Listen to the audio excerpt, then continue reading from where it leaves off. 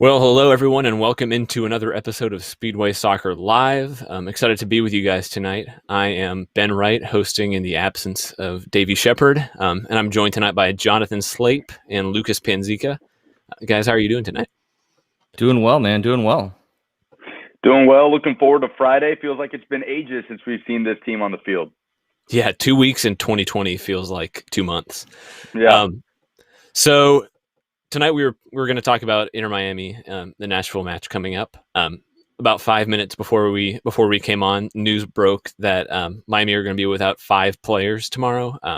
3 starters and 2 other players on the squad have tested positive for COVID-19 and have not traveled to Nashville. We don't know who those players are yet, and it's still a developing story. Just coming out, like I said, within the last 5 minutes, but definitely not the news that you want to be talking about before a game like this. And I'll be interested to see how it affects the game. I imagine that they'll do more testing tomorrow and see if the game proceeds as planned. I think as of now, it's on. Guys, just initial reactions. What are your thoughts on this? Yeah, I mean, I guess first of all, shout out to Franco Panizo over there at Soccer by Ivis who broke the story. But I mean, it's just a terrible situation. I mean, we've seen Nashville SC deal with an outbreak and miss out on MLS's back. We've seen what's happened with the Titans and how quickly that spread. So I think before we even talk about the soccer implications, our thoughts are with those guys, and hopefully it's nothing too serious, but it's just kind of the reality of post-pandemic world. Davey brought up something that I thought was pretty interesting. Not interesting. That I agree with is why wasn't this tournament? Why not just go back to Orlando and make this a back in the bubble? Yeah, I mean, I think we've all had that same thought with cases rising all over the country. I mean, I think MLS has wanted to play in home market as much as possible, especially now that fans are being allowed back. But yeah, I mean, it's an interesting question, and I think just as situations like this arise, it's going to become even more pertinent. Lucas, you have any thoughts?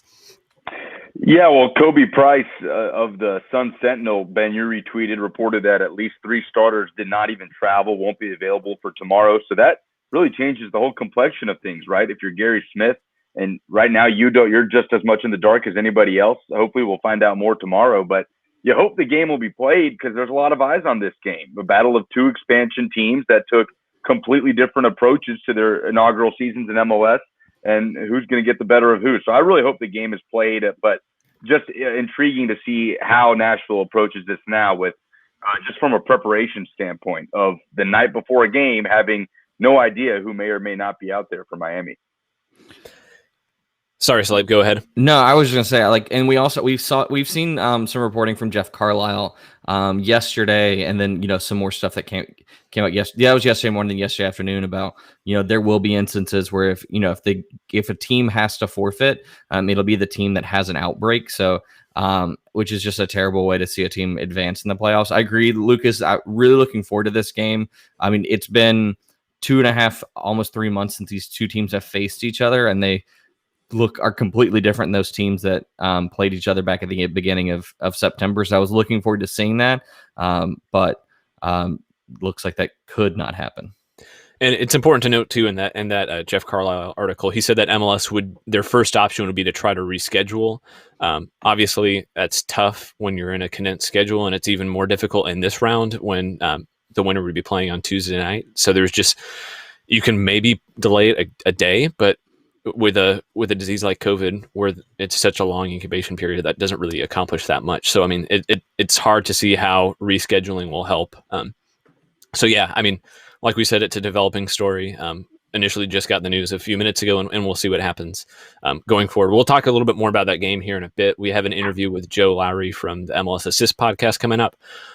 So we'll talk with him a little bit about the game, and then we'll break that down more and take your questions on that game after our interview with him. We also had a U.S. national team game for the first time in, 8 or 9 months, which feels like years in COVID time.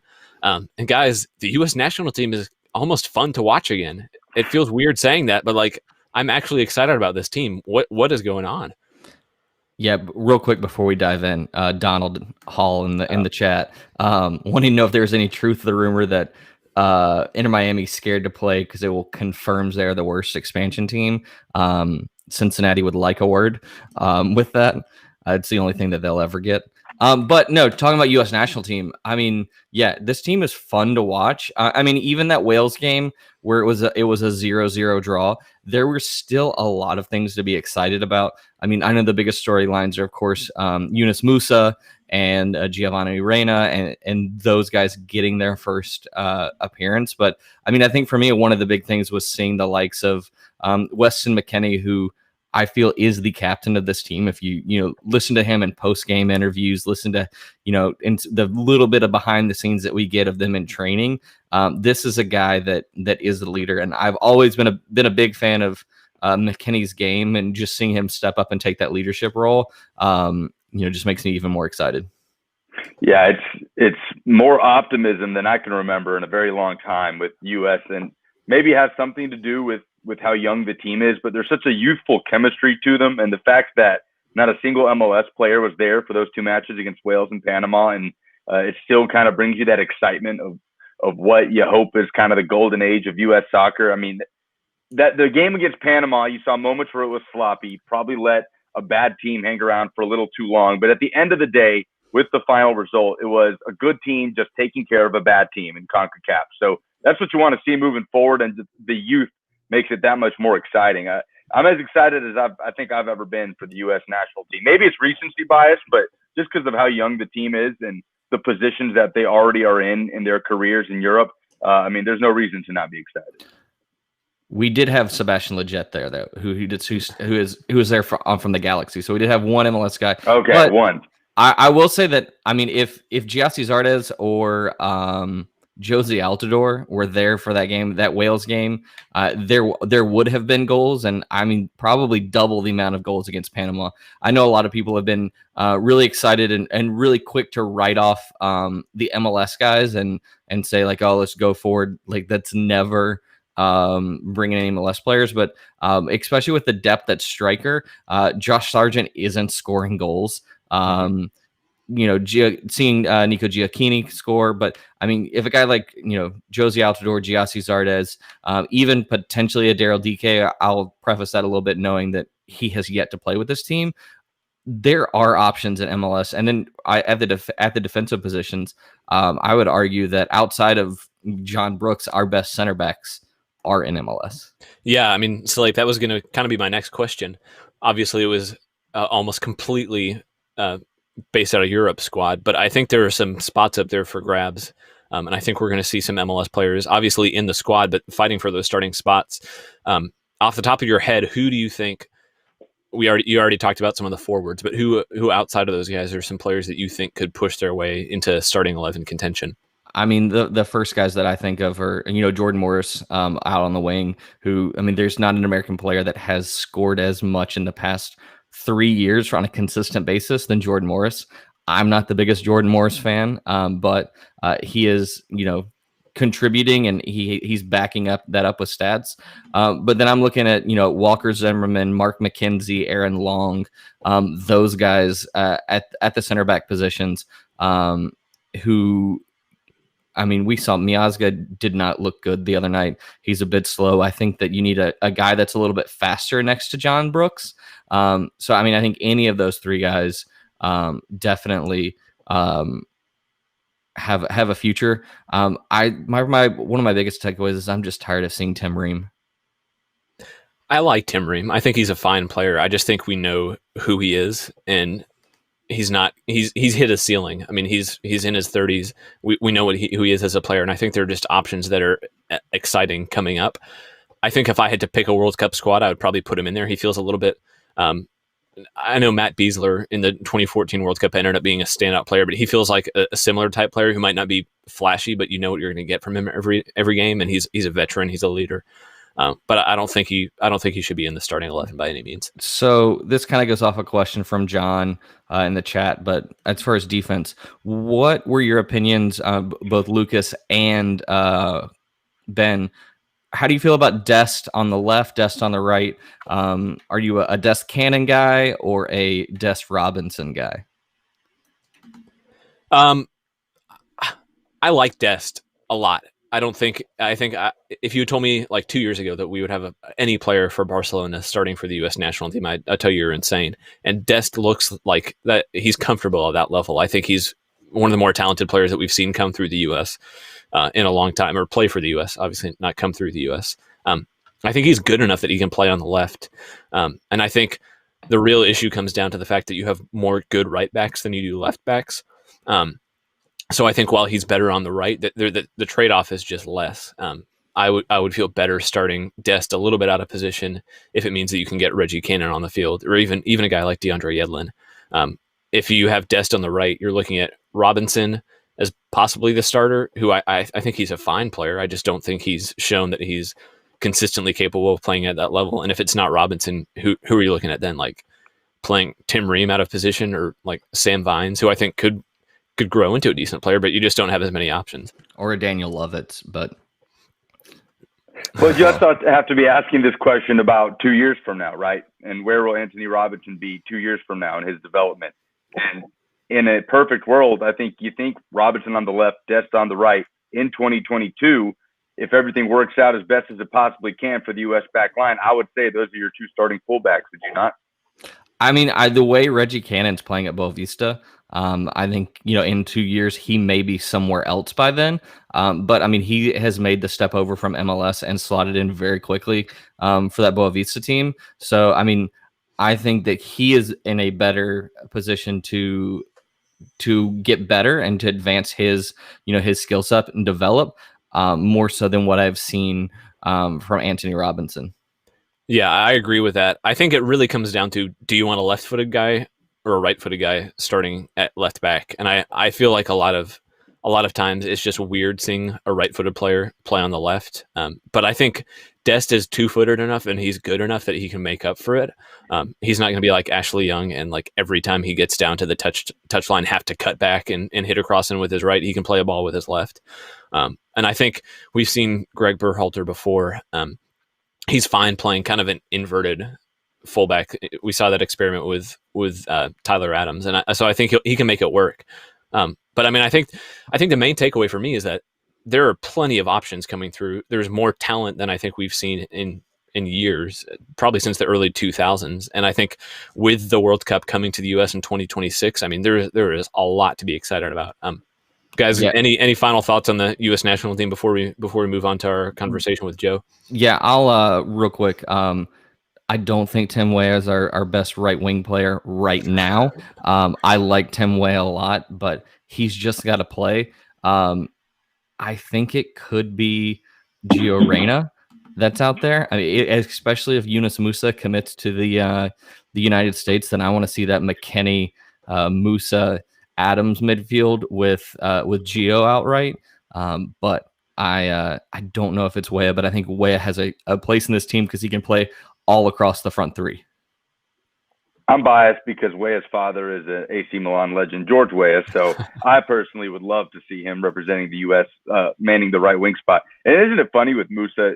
I constantly think about the parallel of a 5-star recruit that's deciding between Georgia and Alabama right now with the way we're talking about him. You just said, Slape, if he commits to the U.S. And I can't remember the last time we had that type of conversation about a young player in the U.S. national team picture that we want so badly to represent because of what he can do for this midfield moving forward. But just another kind of exciting layer to add to the mix of this youthful team. Yeah, it can't hurt for him finishing with a 6-2 win. I know it was against Panama, but still, I mean, that has to go a little bit of a way to persuade him. Guys, we're gonna move on to our interview with Joe Lowry here. The U.S. national team drawing 0-0 with Wales and then winning 6-2 over Panama in their first games back in 8 months. We're gonna talk to Joe Lowry here, and then after that, we'll preview the Inter Miami match and take your questions. Happy to be joined by Joe Lowry. You have probably seen him on the MLS Assist podcast, which is, I'm not just saying this because he's here, but it's genuinely one of my favorite listens each week. If you're not listening, you should check it out. It's really good tactical breakdown of MLS as a whole. So Joe, I mean, just thanks for jumping on. First of all, I think this should be a fun conversation. Yeah, and everybody, I didn't pay Ben to say those nice things about me. He really did say those all on his own. So Ben, thank you for that. I appreciate it. Yeah, I mean, I've really enjoyed it. It's been a lot of fun. So yeah, thanks for putting it out there. Um, I guess first of all, so we're looking at Nashville SC, kind of recapping some of their regular season, and then looking ahead to their playoff match against Miami on Friday. Just overall, from what you've seen of Nashville, what would you say some like strengths, weaknesses of the team are? I think Gary Smith, and I talked to Gary Smith before the season. This was back in maybe January, which feels like a lifetime ago at this point. But I talked to Gary Smith years ago. And one thing that he emphasized, and I think he's done well instituting into this squad, is defensive solidity.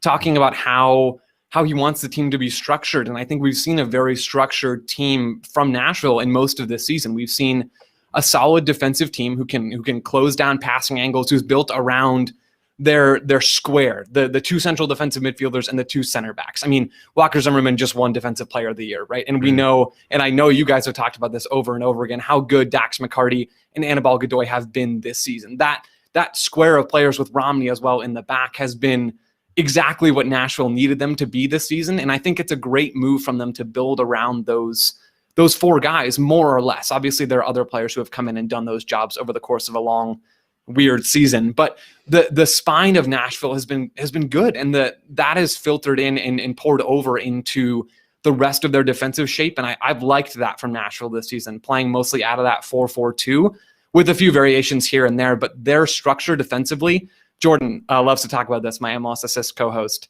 If you build a team that's solid defensively, you might not always be the most fun team to watch for 90 minutes after 90 minutes, but them finishing seventh in the Eastern Conference this year feels very fair given how they played.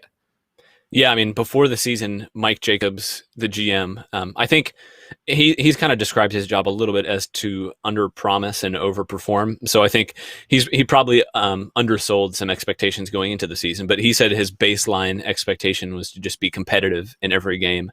And that if you looked at Nashville playing against whoever, you couldn't tell which one was the expansion team and which had been in MLS for X number of years. And I think just looking back at it, I can maybe think of a couple halves where they've been outplayed for the full 45 minutes, but I don't think they've ever really looked out of place or like completely played off the field in any game they've been in.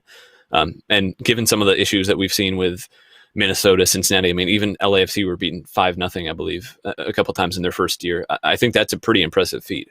Yeah, the approach that Nashville has taken, again, focusing on the defensive side, but also bringing in some real talent from within the league and outside of the league. That talent has meshed together fairly well. They all seem to be bought into the system that Gary Smith has them playing. There's a lot of things to like and to appreciate if you're a Nashville fan, especially looking forward to next season when things are hopefully a little more normal and we get that little bit of regularity game after game. But yeah, I mean, overall, a positive first season for Mike Jacobs, Gary Smith, and the rest of Nashville. Yeah, so I mean, you kind of touched on it a little bit there, just the weirdness that has been 2020, the condensed schedule. It's been pretty stop-start and hard to get a rhythm. I think that's probably impacted the performances we've seen definitely from a guy like Hani Mukhtar and probably Randall Leal for long stretches, who were kind of brought in to be the difference makers in the attack. And we've seen the attack struggle, not just those two guys, but really the whole attack for, I would probably say, 2/3 of the season, up until the home stretch when they picked up a little bit. From what you've seen of Nashville, what do you think have been some of the leading factors in just struggling to consistently score goals? I think if you look at the roster, especially the roster they had before Yonder Cadiz came in, and I'm not sure how much of a consistent difference maker he's going to be, but I mean, early signs are largely positive. So setting that aside, looking at the attacking side of things, notice how I didn't really mention that when you hit me with that opening question. I focused on that square in the back and at the base of midfield. The attack had quality players. Daniel Rios is a guy who's done well in USL, which is a league that I'm fond of for a number of different reasons. But there are talented guys here, but they're not LAFC type of guys. They're not Atlanta United when they first came into the league type of guys, because that was never going to be what Nashville was doing. And you see the downside of that. You see the downside of not spending money. Money buys, for the most part, maybe Moneyball would disagree, but money buys for the most part good players if you're looking in the right places and looking for the right things. Nashville didn't didn't go after ridiculous pieces to put in the attack. I mean, Mukhtar has shown flashes this season, but I'm not sure that he is a consistent contributor, and hasn't really been a consistent contributor this season, but he hasn't been the guy that you look to in the attack. And so then at that point, you're really left with Rendell Leal, who's turned it on, I think, especially at the end of this season. And then you see weird structural tweaks like putting, Jones up top or off of that number 9, right, which I think has actually worked. And so Nashville may have stumbled their way into finding a sustainable attacking recipe, playing more direct. But I think ultimately the attacking struggles come down to the lack of real attacking difference makers going out there and performing game after game. Yeah, and that's one thing I'm interested to see. You also just talked about next year and how it could be different. I'm interested to see what they do in the winter window. I think all signs point to maybe some openings for MLS to go in and get some bigger players from Europe. So it'll be interesting to see what they do. But I mean, you're right. Hani Mukhtar was just under $3 million. I think it was 2.9. So he's definitely on the low end of transfer fees for designated players. Rendell Leal was almost went into the season just as a TAM player. I think he's a young DP, but he's easily able to be bought down. So I don't think we're seeing the same top end level of investment that we've seen from Miami or Atlanta or some of those other teams that we've seen come into the league and just not spend their way to success, but really invest heavily on the front end. Derek Jones, I think he's been a pretty interesting talking point this season. He's naturally, I would say, an 8, maybe a 6. Since he's been in Nashville, he's in the last half of the USL season, he was used as a 10. I think probably just to get him on the field since they had a pretty established midfield. And I expected him to kind of revert back to more of an understudy, maybe to Anibal Godoy. And he's played as just a straight up 10, playing kind of in a free role underneath a striker in a 4-4-2. What have you seen of him, and why do you think he's worked kind of playing out of position in that role? It's a fascinating thing, right? I mean, I remember watching U20 World Cup games. That must have been 2017 with him in the midfield with Tyler Adams and Eric Williamson, I think, was on that team as well. But it's been interesting to watch Derek Jones's positional evolution, because I agree with you. I never thought the number 10 thing was going to stick. I never thought it was going to stick. I thought it was more or less, again, exactly what you said, just a reason to get him on the field in USL. And then I think because the central defensive midfielders for Nashville had been so good for so long this season, that to get him again back on the field in a position where he could make a difference, that number 10 spot was the spot. Maybe toss in some lack of production from the other attacking players like you and I already talked about, and you have an area for him to play, an area for him to get minutes as still a younger guy. That's important to his development, but it's also worked for Nashville. And so I think Gary Smith, again, may have found a really creative solution here. Having Derek Jones play off of the number 9 is a very interesting thing to me, because it allows Nashville to play more direct in the attack, which has gone out of fashion, but is now, I think, coming back in fashion, because so many teams press. So many teams step their lines high up the field. It's easier to play over a press with a long ball than it is to play through a press. And if you're not LAFC, the odds that you're going to make your way through a press in Major League Soccer are pretty low if it's a half decent press. And so Nashville has skipped that. They've said, okay, we're going to play long. That's fine. That can be who we are on a semi-regular basis. And having Derek Jones play off of Cadiz or off of Rios or off of whoever is playing as that number 9 gives you another strong physical presence to give cover, to go up and chest the ball down, to head the ball down, and then allow Nashville to escape that pressure. So he's played not as a Mukhtar type 10 where he's going to create things necessarily with the ball at his feet, but he's a pressure release valve for Nashville to get forward, and he does the job really well. Yeah, I think he and Mukhtar are clearly different players, but I think one thing that they both have in common is that they both command attention really well. So Jones is obviously he's a bigger player, but he's able to ride these challenges and pull 2-3 defenders to him and open pockets of space, and really kind of open space for all of Nashville's attack, which is, I think, something that they've struggled. I mean, they're not a team, like you said, who are going to play through a press. They're not really going to break a ton of teams down like in a sustained period of possession. And I think having a guy like Jones who can free up other guys has really helped them out. In your last couple episodes of MLS Assist, you've talked about just some of the organization that's gone into how Nashville have played long balls, not necessarily just kind of lumping them up to the forward and hoping something happens, but you've talked about how they have like kind of a real structure to it. Can you break that down a little bit? Absolutely. The thing I love about Nashville, or one of the things I really appreciate about what they do, is they do have a method to the madness. You think about just playing the long ball, and I think of two things. I think of, English soccer in probably the 90s. And I also think of really bad youth soccer where there's parents on the sideline yelling, "Boot it." We see that stuff too much probably. But Nashville, yes, they do move the ball high up the field, consistently, playing long balls. But there is a reason and there's a method to what they're doing. So let's say Walker Zimmerman is on the ball at center back, and he's playing a direct pass up to the number 9 to get the ball over the defensive lines and into the attack, or at least over the midfield line.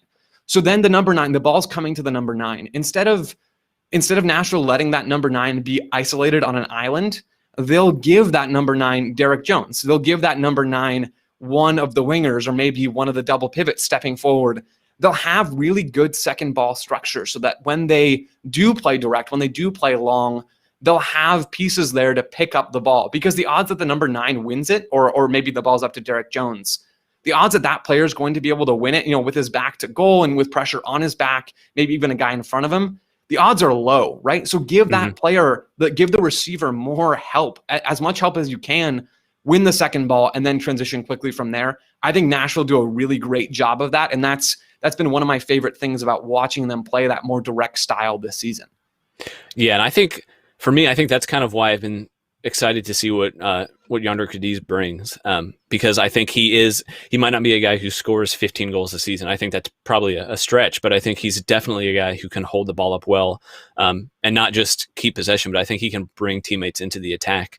And I think if they're going to go for that kind of organized ball over the top structure, Daniel Rios is much more of a poacher, and more of a natural finisher. And while he's a good hold-up player, I don't think that's his strength. I think Dom Badji was kind of brought in to be that guy, but it hasn't quite worked. And I think you're seeing just an improvement at that position from Cadiz.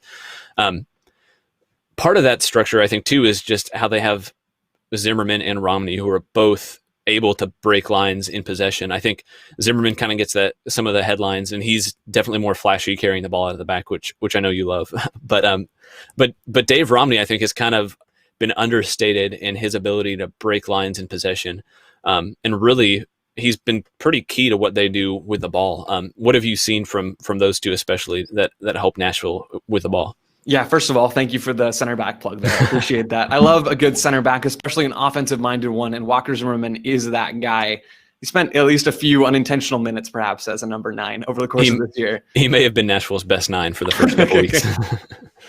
But it's fun. It's fun for me to see those kinds of guys. But looking at that pairing specifically, I number one, have been surprised with how good Dave Romney has been and how important he's been to this team, coming over from the Galaxy, who I guess were just a tire fire anyway, especially at the back. So maybe that wasn't a fair representation of him as a player and his abilities.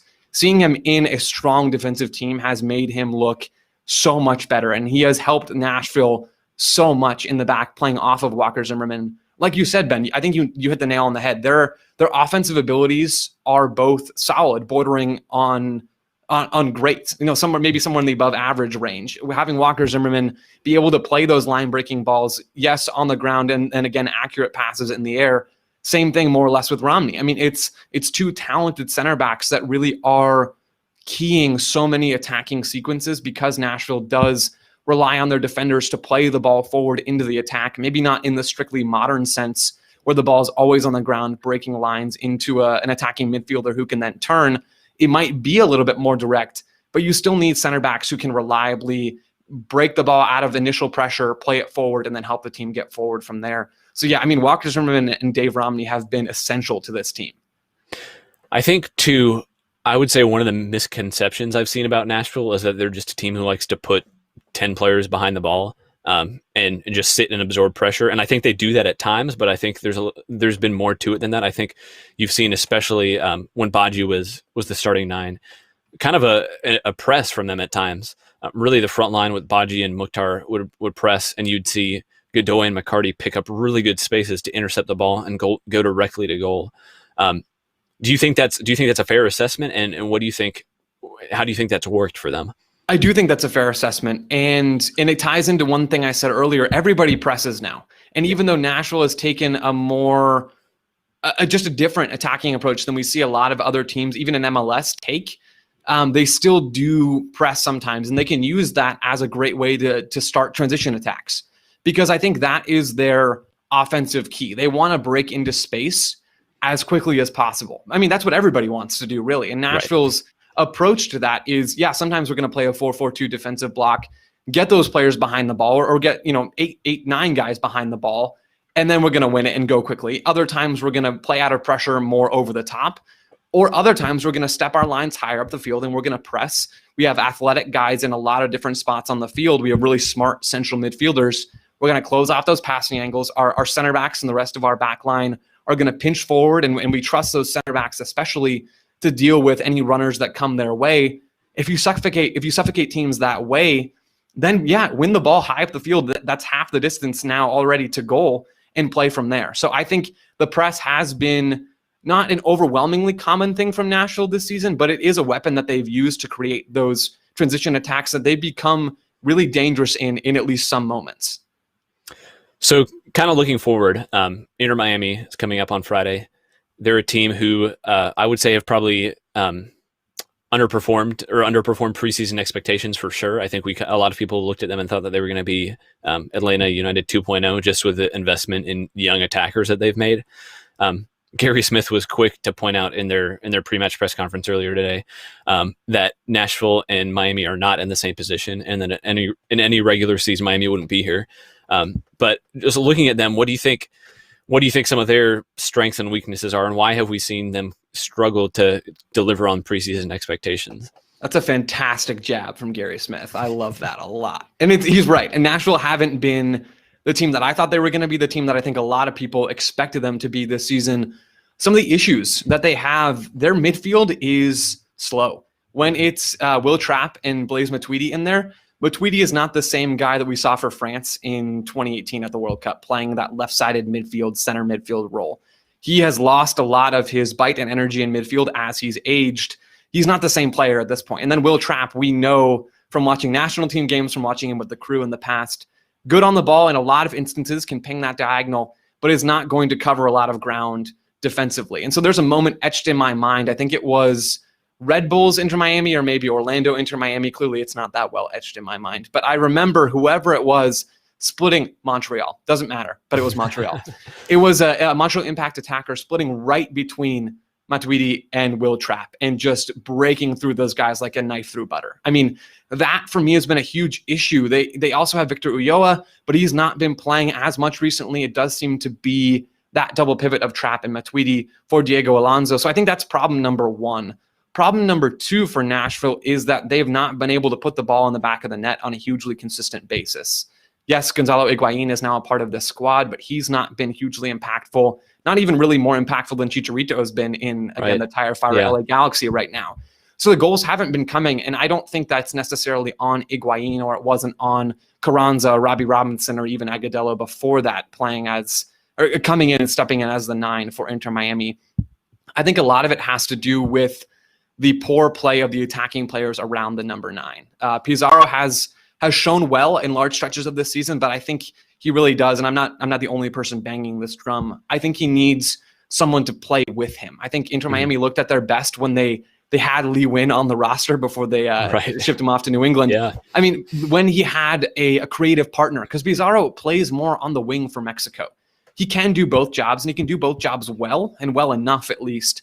But Nashville have lacked that Inter Miami have lacked that attacking bite to pair with a really skillful number 9 that they now have. So those two issues combined contribute to, I think, a team that has largely underperformed this season. Yeah, it feels like, even Dax McCarty pointed this out too on their pre-match conference, that he was using it more as a positive. I think it's a negative that Higuain has had to drop deep into midfield a lot to just not only just get involved, but try to pick up some of the slack in chance creation. I think he's been anywhere but inside the 18-yard box, trying to just get on the ball and make things happen, which is not what you want your goal scorer to do. And I think there have been real issues with Miami just consistently giving him chances, or not just Higuain, but Pizarro, or not Pizarro, Robinson, or whoever's been playing up top, against Nashville, who have clearly been one of the surprise solid defensive teams this season. How do you think that's going to play out? Yeah, it's an interesting one because Inter Miami like to have the ball, but they don't love to have the ball. And Nashville like to have the ball, but they don't love to have the ball. Yep. And I think it's not going to look like a game of hot potato. One team will own segments of the game, and then the next team might take over some of the more dominant possession sequences. But it's going to be interesting. I'm so fascinated to watch the first 15, 30 minutes of this game to see which team ends up behind the ball, because I think that team is going to have an inherent advantage just because in a knockout tournament, in a playoff game like this, I think as much as you can try to attack in transition and attack on the break, play like France did at the 2018 World Cup, just without, the 20 world-class players on their roster. But if you can play in that style that we saw from them, largely sitting deeper, pressing in moments, taking advantage of every turnover you can, and going to goal quickly, I think that's the way to approach a lot of playoff games. That's definitely the way that Nashville, I think, will approach these games. And I'm pretty sure Miami will fall under that same umbrella. They have a couple bigger, more attacking names. Pizarro will play in this game. That was kind of reported earlier today. It's going to be a really, really strange matchup because neither team is going to want to dictate the tempo. But I think Nashville honestly is in a pretty good spot given their style of play. And I would say this not just against Inter Miami, but against almost any team in this postseason group. Yeah, I think that's one thing that I've felt. Nashville might not win the whole thing. I don't think they will, but I don't think they're a team that anybody wants to play either. I mean, looking past Miami, obviously it would take a good performance from them to move on. But looking at Toronto as the potential second round match, or I guess first round of the playoffs after the play-in match, I think Nashville matches up well with them. I think we've seen them go on the road to a place like Columbus where they lost 2-0, but for 65, 70 minutes, they were as good, if not better than Columbus for long stretches. So I don't think they're an easy matchup for anybody. And I think the defensive structure that you've talked about kind of makes them maybe not a dark horse, but a team that's able to play spoiler and cause problems for some of the more favored teams. Yeah, 100%. I'm totally with you there, Ben. That matchup, that potential matchup with Toronto would be a compelling one because Toronto does want the ball and Greg Vanney wants to break them down. And that makes for entertaining soccer if Toronto can carve through a lower defense, but it also presents a lot of opportunities for the defensive team to win the ball and then transition into space. Can I add one thing on the Inter Miami matchup? Yeah, as well? absolutely. Go for it. I think this is a good game for Hani Mukhtar if he does see a significant number of minutes, because like I pinpointed, that double pivot for Nashville is pretty weak defensively. Having someone who can slalom through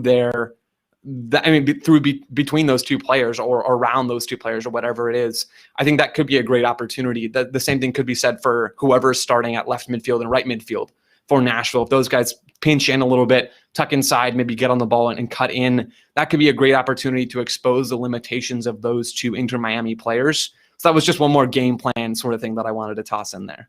Yeah, I think we saw him. I mean, the Orlando match was his first time on the field in a month, and he played just 15 minutes and was far and away the best player on the field.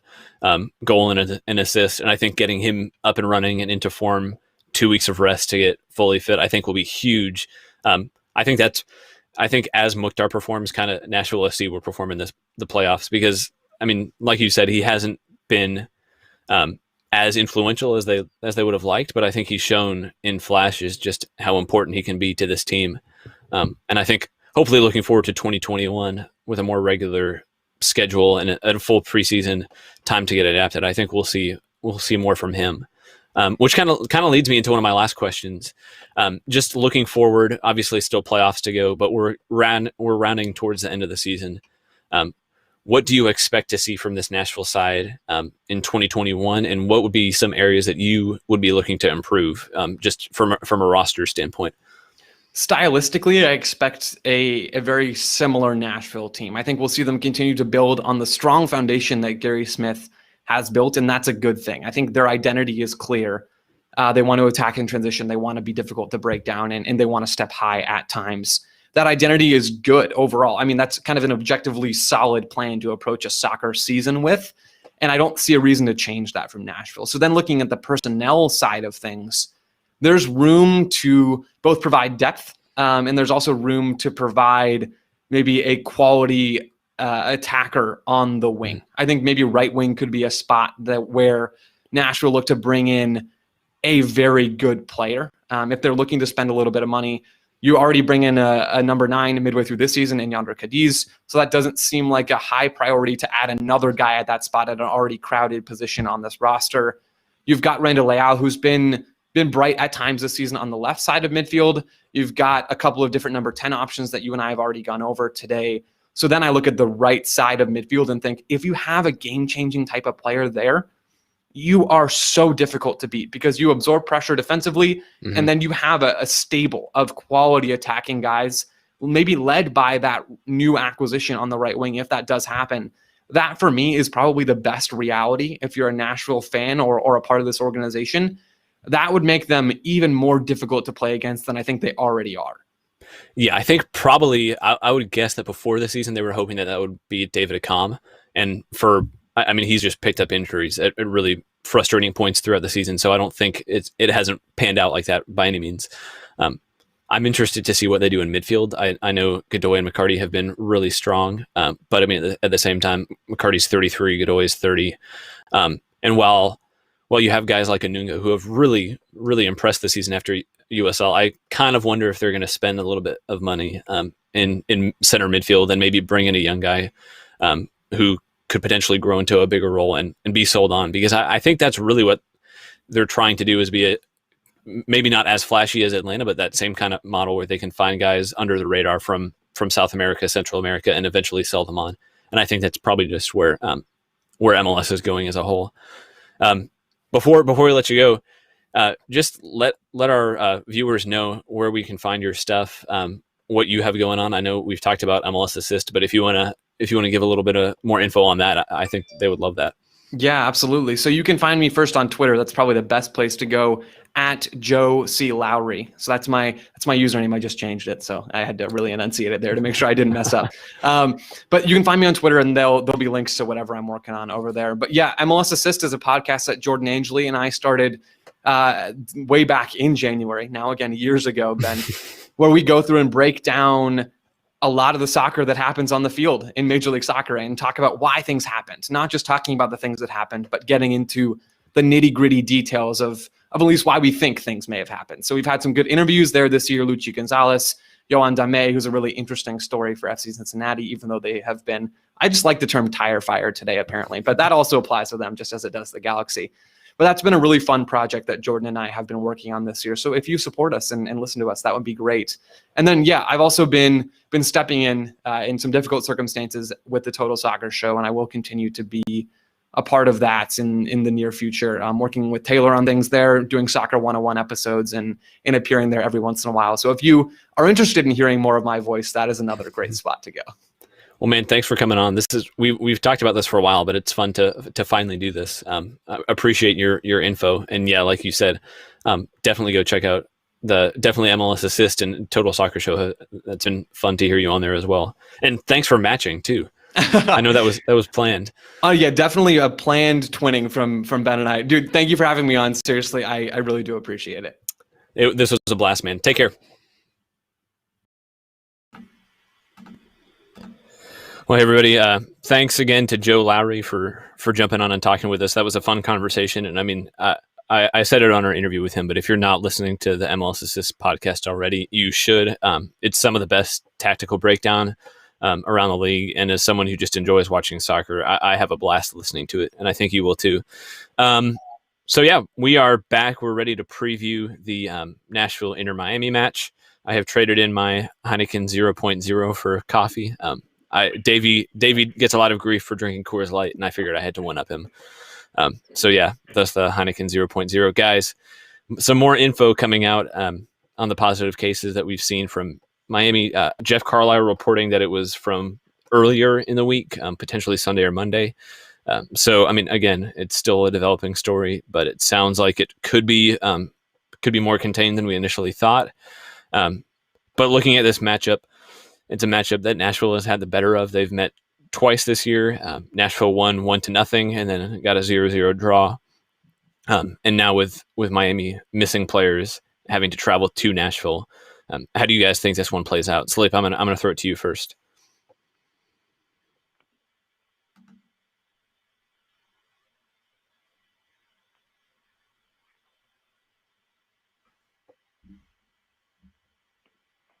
Hey.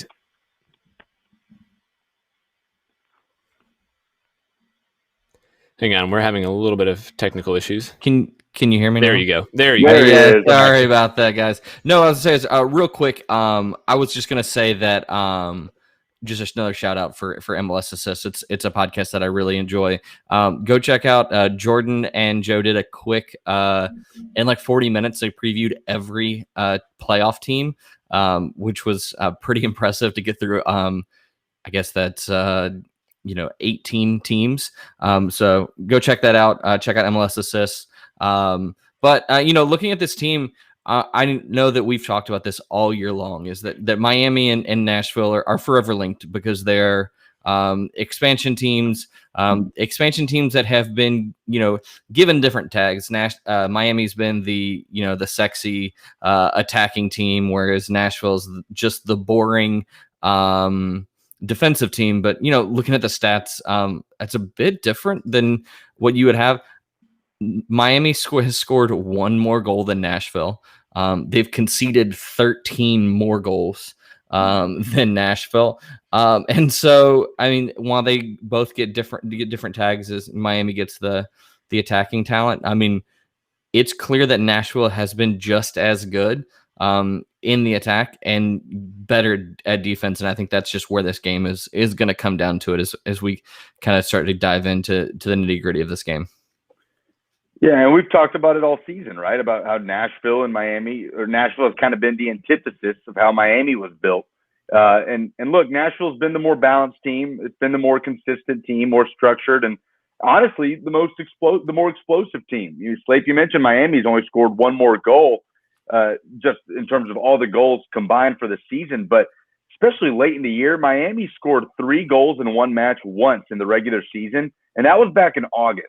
Nashville has scored 3 or more goals in one match 4 times since August 22nd, I believe, when Miami did it, when I looked at it. So, look, Nashville has had the better end product, honestly, for the last 2-3 months. And, look, I think Nashville should expect to win this game. You mentioned the 2 matches, Ben, a scoreless draw, a 1-0 win, didn't allow a goal in 180 minutes of play. I think Nashville should expect to advance based on the sample size that we have from this season. Miami is not a side to be feared at this point for Nashville fans, like it might have been on those first couple of matches with the big, sexy approach that they took to building this team. Nashville's the better team, quite honestly. And I think falling short on Friday should be viewed as disappointment in their eyes. Yeah, I mean, and also these 2 teams do look a bit different than the last time we played. Blaise Matuidi got his first start against in that second match against Nashville, but Gonzalo Higuain had yet to be signed. Yeah. Yonder Cadiz had yet to be signed. We have guys like, Breck Shea. On the Miami side, Breck Shea hadn't really gotten any opportunities at that point, but he's got 4 goals this season, which is pretty surprising. Randall Leal, legend. Yeah, Stoke City legend. Randall Leal was not scoring in the way that he was. He wasn't getting the assists that he is now. This team, both teams, look a bit different from where they did when they last faced off. But I think that Nashville definitely has the edge, especially in the midfield. I know Joe touched on this a bit. It's been touched on a couple different places, but what Nashville can offer in the midfield when you have guys like Anibal Godoy and Dax McCarty, I think they just match up so much better than Will Trapp and Blaise Matuidi. And I think it's. Oh, go ahead, Lucas. Sorry, I just wanted to butt in. I think it is worth noting the way that these 2 teams ended the season, and maybe this would have more of an effect if the playoff game happened a few days after that regular season finale. But I don't know. I don't want to understate the importance of how Nashville finished out with the 3-2 win over Orlando, scoring 2 goals in the dying moments and winning a shootout victory against one of the best teams in MLS. Now, Miami ended the year on a good note, 2-1 win, although it was Cincinnati, but they had lost their 2 matches before then. And so I think that right there is huge. Now, we mentioned off the top, it feels like it was ages ago, but just the confidence that this team is playing right now, I think is much more so than Miami, not just individually with players like Leal and Cadiz, who's clearly getting more comfortable, but just top to bottom, I think Nashville's the more confident team right now, and they should be. Yeah, I mean, going to Orlando, who hadn't lost at home, and like you said, Lucas, they're one of the best teams, not just in the conference, but in the entire league. I think we'll see how it plays out. It was 2 weeks ago. That feels like a long time ago, especially coming off the international break. Yeah. But even if momentum doesn't carry through, they'll at least have the confidence knowing that they can play with anybody in the league at this point. I wanted to throw it out to Jeff Reuter, who had a piece at The Athletic where he looked at Mike Jacobs' approach to building a roster. And I thought one of the things he said in that piece and in his interview with the Nashville Soccer Show was interesting, where he said that expansion teams usually put most of their money into scoring goals, where Nashville just decided that they were going to spend their money on defensive players like Walker Zimmerman for the most part. I mean, there have been exceptions, but they've established a really strong defense that'll keep them in games. We've seen that all year. And I think it's a shame that we didn't see them play in the MLS's back tournament, because I feel like I would have a better idea of what to expect from them in the playoffs after a tournament like that. But just from what we've seen in the regular season, they're going to keep games close. They're gonna be in games late.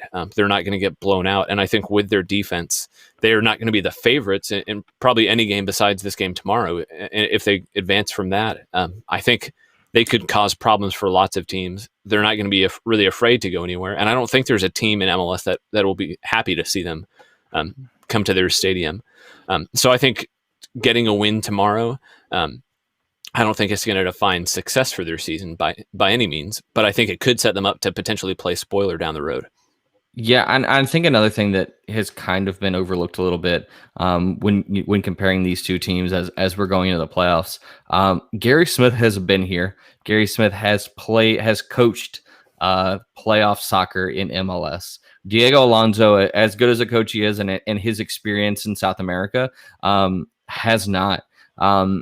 And there's a bit difference between these single game knockout single knockout game tournament and a league season. And I think Nashville, Jeff touched it on the Nashville Soccer Show, but having a defense that can keep you there in a game, you'll always be around and be able to make life difficult for people. Another thing too is we haven't seen all three DPs on the field at the same time. Isn't that amazing? Yeah, it's crazy when we're in November, mid-November at this point, and we haven't seen all of them at the same time. I don't know if we will. At least off to start tomorrow. Randall is coming back from international duty. He will be available thanks to the charter flights. He's going to skip the quarantine period. So I think for me, that's something to keep an eye on to see how involved he is if you get to the start coming off of an international match and then a flight across the Atlantic Ocean. It'll be interesting to see if he gets to the start. But I think having three designated players available, I mean, that just gives Nashville a leg up from the last time that they played Miami for sure. Yeah, and Lucas, I'll ask you this because Ben and I have argued this and are probably on different sides. Who do you start at the number 9 position tomorrow? Has Cadiz started a game yet for Nashville? No, he has not. Then I don't know that you give him that first start in this playoff game. I think you stick with what's been working, right? With Rios at the 9, and perhaps Cadiz makes a second half performance if he's needed. I don't know if you mess with the way that you ended the season strong. If you're Nashville, I'm curious what sides were you guys on, because I think you start with Rios. Yeah, I've said that I think Rios gets the start. I'm not saying I think he should. To me, Cadiz hasn't looked like he's been fully fit. And I know it's been 2 weeks, and maybe he's gotten some more work and getting closer to match fitness. It feels like it might be a gamble. It feels like a gamble. What the team has built its team around. I feel like with a fully healthy Rios and a fully healthy Cadiz, you probably go with Cadiz. I think Rios has been getting the start, probably because he's just in better fitness than Cadiz. The flip side to that is that he's come off at halftime because apparently he's still carrying a groin injury. But yeah, I just haven't seen Cadiz look fit enough to get the start, and that could change. So here's where I'm at. So Yonder Cadiz has been given more and more time through the last 3 games of the regular season. Against Orlando, he got 45 minutes, so that was the longest that he has gotten. I think there is no other time than a must-win playoff game. If your DP number 9 is not starting that game, like, why did you bring this player in? I know that the qualities that Rios brings, and I know how well he has performed. But I think this is the opportunity that you have to, if you think that Yonder Cadiz is the guy, you have to give him this game. And we've seen, with Mukhtar and Cadiz on at the same time, what they've been able to do. Imagine what they could do both fresh with a fresh Randall Leal. So I think there is, I have it in the preview that'll come out tomorrow. I think Cadiz starts, but I also, that is what I would do. But I think that Gary Smith does as well. And to be fair, I think starting Cadiz and bringing Rios off the bench is not a bad place to be in. I think probably Rios is going to be more of an impact sub next year with Cadiz getting to start most of the matches. So I think that's a good place to be in. And I think in the playoffs, I think we've seen Rios look really good coming off the bench, especially. So I think that could be a winning formula. I think. Well, let me put the question this way: Who would provide more of a spark coming off the bench in the second half, picking between the two? I would say Rios, just because he's going to have more space to work in the box against tired defenders. I think Cadiz is kind of a guy who can break down defenses or play more physically with defenses from the start, and he'll open up space for Nashville when the game's a little bit more crowded. I think you bring Rios on the 70th minute with 20 minutes to go, and when the game is a little bit more open, I think that could play into his favor. Yeah, and I will say, I mean, I agree. I think, Rios makes a bit more of an impact off the bench, even though Cadiz has. But I think that there's enough guys also off the bench too, which we saw in the press conference and also on the injury report. One of Donald Hall from Paradise Pod's favorite players, David Accam, is off of the injury report. And judging from kind of what I took with what Gary Smith said was that he may not be a factor in this game, but against Toronto could be a factor. But you have him, Handwala, Boana, guys like that who are able to make that impact off the bench. So here, this leads into one of my last questions I have. Randall Leal, obviously, we talked about him coming back from international duty. He may be able to start. If he doesn't get the start, what do you think Gary Smith does to shift things around and factor for that? Lucas, I'll toss it to you first. Well, and quite honestly, I was going to ask you, Ben, about the David Accam situation. And Gary Smith said in the press conference that, if he is able to get back to match sharpness, if they move forward in the playoffs, he'll be an option. To you, does that totally eliminate the possibility of seeing Accam on Friday?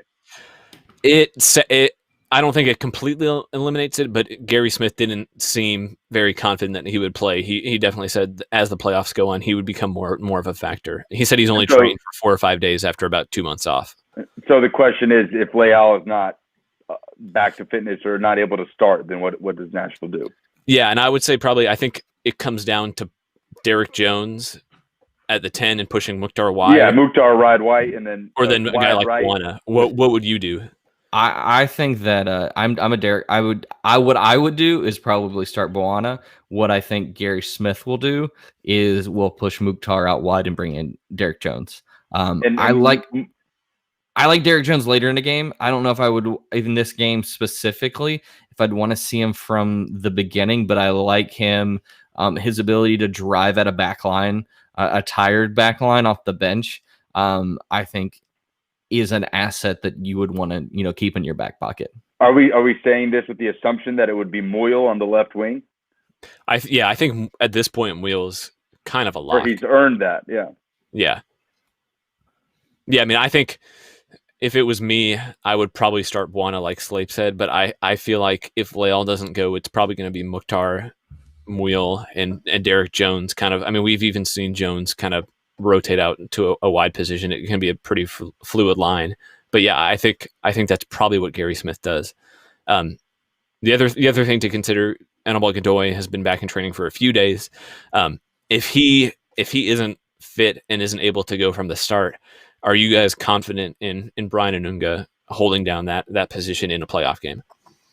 Yes. Yeah, based on what we've seen, absolutely. There's no evidence to tell us we shouldn't be. Yeah, I mean, I think he has been one of the storylines of the season. I'm sure we're going to get into it after Nashville is done with the playoffs, whenever that is, when we do some. And I'm surprised we haven't seen more of him. I think he's been one of the success stories of the season. Alistair Johnson has kind of gotten some of the headlines, and rightly so. But I mean, Anunga has stepped in to fill some pretty big shoes in midfield. and hasn't looked at all out of place, and I think could potentially develop into a starter in a couple of years. So, I mean, yeah, it was more of a rhetorical question, but I don't think there's anything to worry about with him there. Final question before we close this out, guys. Do you have any score predictions? How do you think the match is going to play out tomorrow? I'll go ahead. I 3-1. I think the Nashville is going to get a 2-goal lead.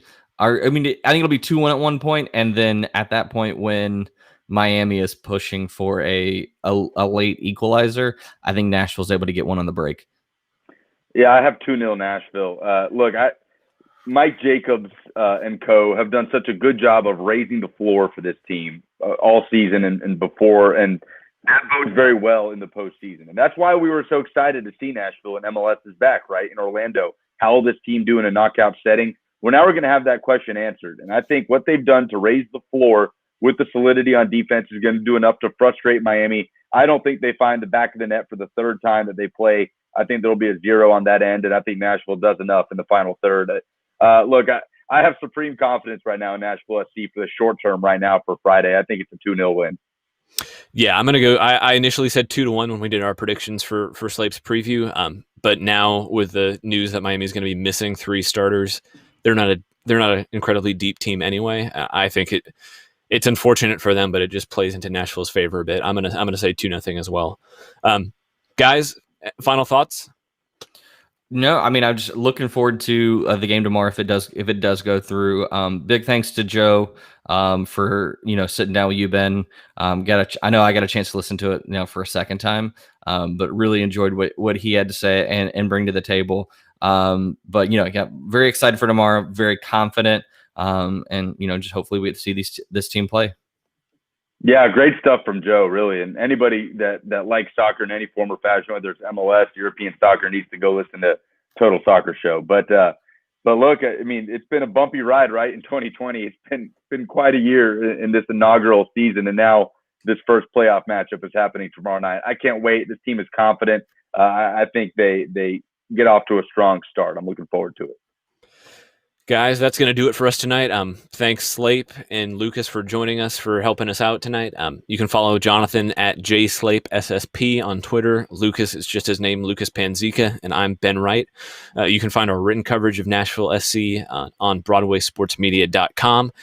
Make sure to check out a Speedway Soccer podcast. This will be on our feed tomorrow morning. You can also listen to the Nashville Soccer Show on Wednesday nights on 104.5 The Zone.